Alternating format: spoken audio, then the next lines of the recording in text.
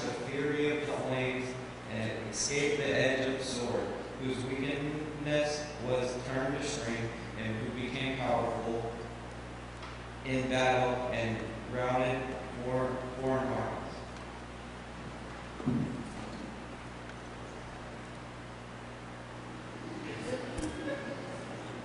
Psalm 82, 3-4.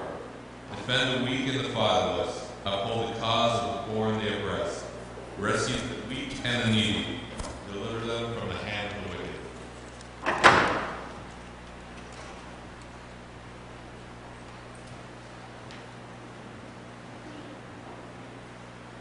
Good morning.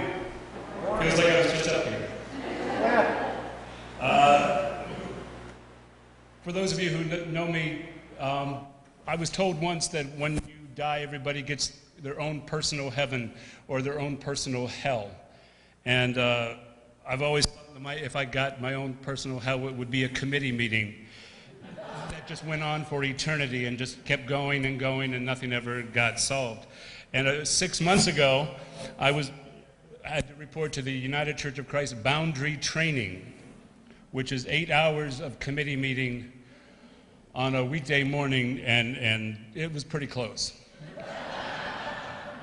But while I was there, there was a pastor there whose name was Hunter Thompson. Yes, that is his name.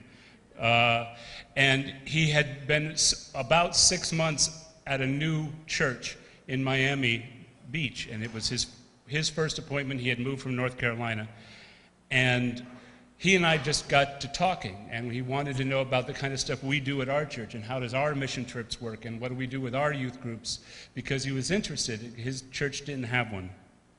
And so I started telling about the wonderful things our youth group has done on mission trips in the past. And he said, "Why don't you come to my church this summer?" He said, "Once every 2 months we have this huge event for the homeless folks in Miami Beach, where 300 to 400 homeless people will just come and descend upon their church parking lot. And there'll be, barbers and podiatrists and occasionally a dentist, and people there with food, and people there with clothes, and anything anybody needs, we can try to provide that for them. Why don't you come to Miami and help us set that up and help us run it?" And we said, "Sure, that sounds like a great idea," which is what we did.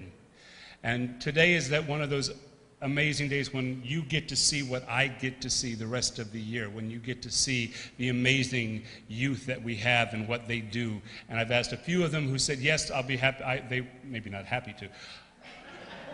I asked a few of them if they would volunteer to stand up and speak to you for a few minutes about their experiences. And I asked Cameron to go first. Would you please?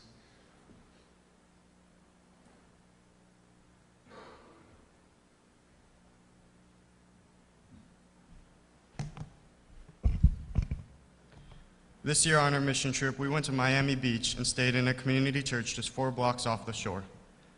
When we got to the church, we were greeted by Pastor Hunter and his daughter Rachel.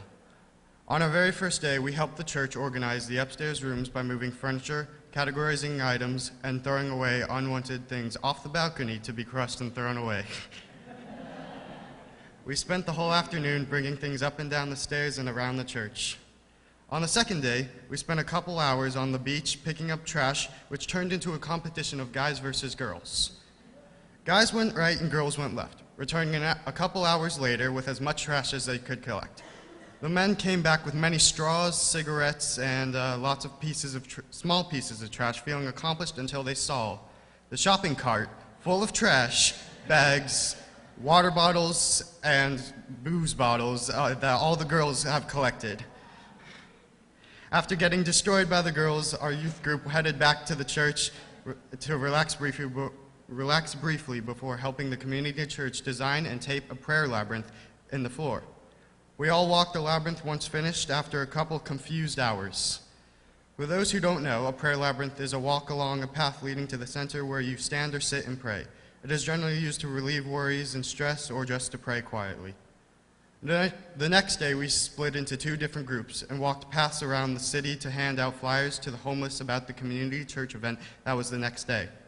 I really liked this part of the trip because we got to interact with many kinds of people with great stories. One of my favorite persons we met was Victor. He told stories of how home was back in Cuba and took time to get to know us and talk to us. He was also very funny. He told lots of jokes about just not all his mishaps.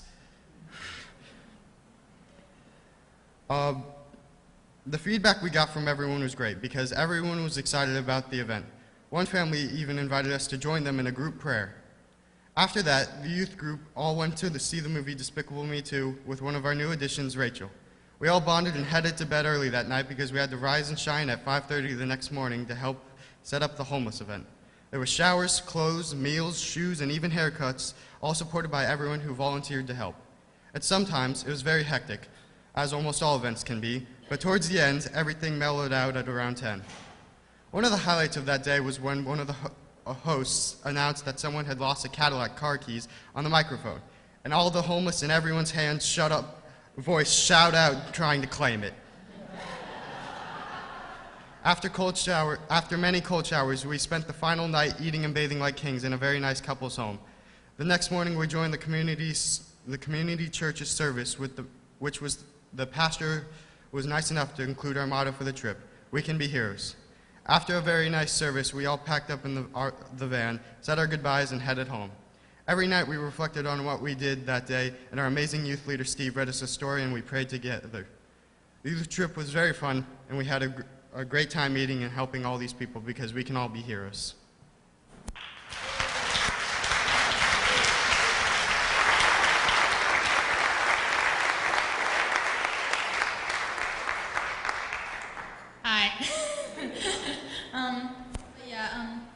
The whole trip was completely amazing. For me, it was really amazing too. We had a lot of fun, that was for sure. And it was also my first mission trip, and it was extremely exciting. But yeah, like every day was a new adventure, was a new experience. But one of my favorite parts was when we were passing out the flyers for the event that we had, and there was one family on the beach that we had ran into the day before that were selling water bottles, and it was Cameron, Allie, Brittany, and the other girls, including Rachel. And we were just walking down, and we gave them the flyers, and they had already known about it. And they did something so great. They brought us all together, and we were praying. Their whole family, they let us join them in a prayer and it was this big prayer, and we knew that they had gone through so much stuff, and yet they were so grateful to God that they were still alive, and they were really great people. And then the next day, all these people came, and they were so nice. Like it wasn't what I expected, and I was just so moved by everything that was going on. It was just an amazing experience. And also, one of my other favorite parts was when Steve was telling the bedtime stories with Random, the angel, who was the only angel with the gift of animal speech. Like all the little unique stories with the animals and each lesson that they gave. And it was just a really awesome experience for me, and I wish to do it again sometime.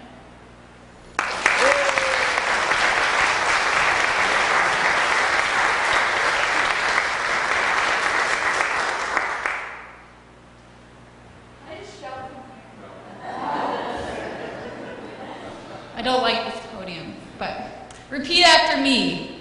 The struggle is so real right now. That's for you, Cameron. At the beginning of the trip, I started a quotes list of things overheard in the van on the way down to Miami. Don't worry, Steve, I'm not going to read the list out loud. But as the week progressed and we became more tired and had less of a filter, the more inappropriate the quotes got. But the quote that I've been sitting with for the last week and a half is, "The struggle is so real right now," which I had never heard until this trip, and it came out of Cameron Spears' mouth. This quote is actually it's sarcastic. It's something that you say to someone if they're complaining about something, like, "Oh, Steve, I can't connect to the Wi-Fi," and then Cameron would say, "Oh, the struggle is so real right now."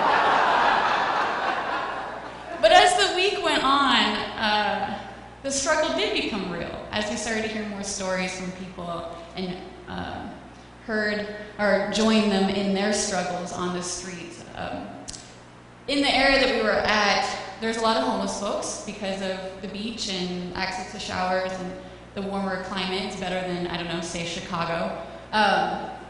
But there's also a high rate of folks living with mental illness. I think what Pastor Hunter told us is that typically folks within the homeless population, there's about 10% of them are living with mental illness, but down in this particular context, it's up to 30%. So we saw a lot of really interesting and scary and sad things while we were there. But in the midst of that, in the midst of joining people in their struggle, we also saw a lot of joy and had laughter and fun. And so out of that Hope event that we got to participate in, I think not only did we see that the struggle is real, but so is hope. And that's something that I think Cameron and Scott and Brittany and Foster and Rachel all showed and reminded us of that week, is that even in the midst of the struggle, there's hope and joy and laughter, and that is very important. So thank you for letting me join you on that trip and reminding me that very important thing.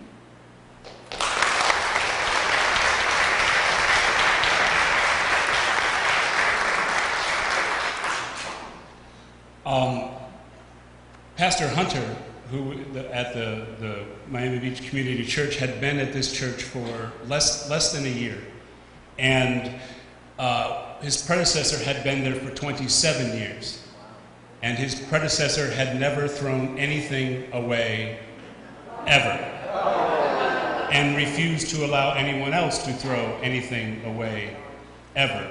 So they had multiple buildings on their campus, but every other room was a storeroom. And they also, Pastor Hunter also walked into a serious debt due to some politics that go on at churches sometimes. So he was immediately trying to find ways to raise money and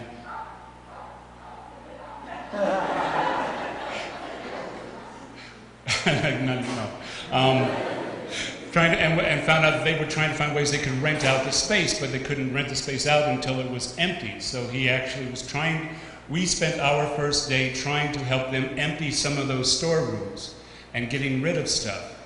And he came to me afterwards and he said, "You have no idea how good your group has been for my soul." He said, "They have restored my soul."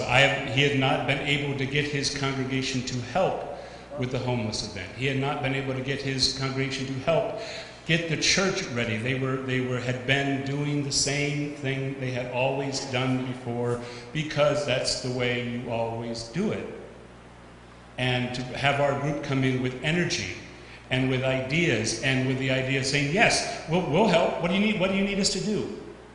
The number of adults who came to me on this Saturday, you'll see the pictures, who said, "Are you the one in charge of those teenagers?" Which I hear sometimes and think, "Oh no." And I said, "Yes, that is my group." And they said, "They are wonderful." One guy said, "We've had high school groups that come in here, and I ask them to go and do something, and they roll their eyes, and they act like I just smacked them in the face. Your group is wonderful." They said yes. And to listen to people talk about our group in surprise, when I tend to think, yeah, that's the kind of group that we have at this church. I spent too much time, I guess, over this past week. Originally, the church has an apartment in one of its buildings that they rent out, and the tenant who was there was supposed to be gone at the beginning of summer, but that tenant decided not to move. And so the apartment that they were going to give to the volunteer youth group was still being occupied. So we had air mattresses on the fellowship hall floor and no showers to start. And different members of the congregation had volunteered to let us come to their home for a meal and to use the showers in their home, or at the health club nearby, or Pastor Hunter had an apartment building, so we could use the showers by the pool.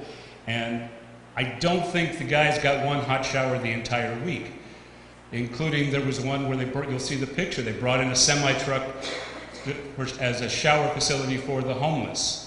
So the guys got to take that for its maiden voyage. It had never been used before, and that was where you pull the rope this way and the shower here pours down cold water upon you and wakes you up very well. but the last night, I remember I was up a lot. I don't sleep very well on these things, and I was up. It was 2 in the morning, and I was looking out the window, and this is the night before the big homeless event, and there was a man who was sitting by the gate with his wheelchair, and he had managed to get out of the wheelchair so he could lay down, and he was there in line 24 hours early because he was going to get a shower in that truck that I had just complained about. And I realized I don't really have a right to complain. We have so much. We are so blessed. And we are blessed by having this youth group who, if I had to come up with a word, it would be fearless. So many of the people, the 300 homeless folks who came out, have some sort of mental illness. There was a woman who was 90-something who came in her string bikini and insisted that she was both Jesus and Buddha, and that we should, at least at some point, take time to worship her during the day. And we had other guys who you could tell they weren't connecting with the reality around them.